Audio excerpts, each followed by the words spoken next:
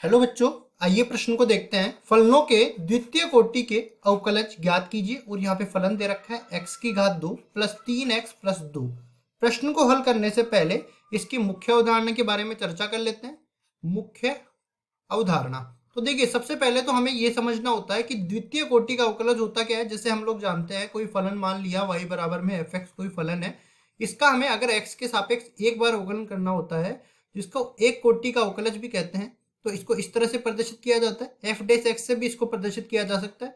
अगर मैं ये प्रथम कोटि के अवकलज का एक बार एक्स के सापेक्ष और बार अवकलज कर दूं, तो अपने को द्वितीय कोटि का अवकलज मिलता है, जिसको d2y बटा dx2 से प्रदर्शित किया जाता है। और एफ डबल डैश एक्स से भी इसको प्रदर्शित किया जा सकता है।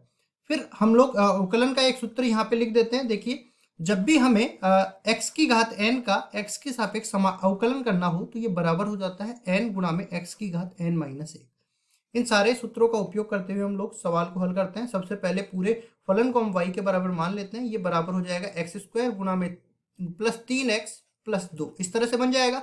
तो देखिए, मेरे को x के सापेक्ष अवकलन करना है, तो हर एक पद का x के सापेक्ष अवकलन करेंगे।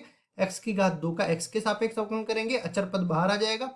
x का x के सापेक्ष अवकलन करेंगे, और फिर जो है ये अचर पद का अगर मैं x के सापेक्ष अवकलन करता हूं, तो वो 0 के बराबर आ जाता है। तो आगे इसको सरल करते हैं। देखिए, dy बटा dx बराबर हो जाएगा, देखिए x की घात 2 का क्या हो जाएगा इस सूत्र से 2x। 3 तो पहले से, x की घात 1 का एक गुणा में x की घात 0, तो ये 1 के बराबर हो जाएगा। प्लस 1 3 से गुणा होगा तो 3 के बराबर ही आ जाएगा। और अचर पद का तो अवकलन 0 के बराबर होता है। तो 2x प्लस 3 अपने पास प्रथम कोटि का अवकलज आ गया।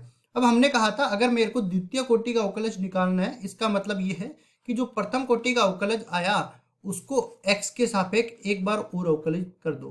तो प्रथम कोटि का अवकलज क्या आया था 2x प्लस 3।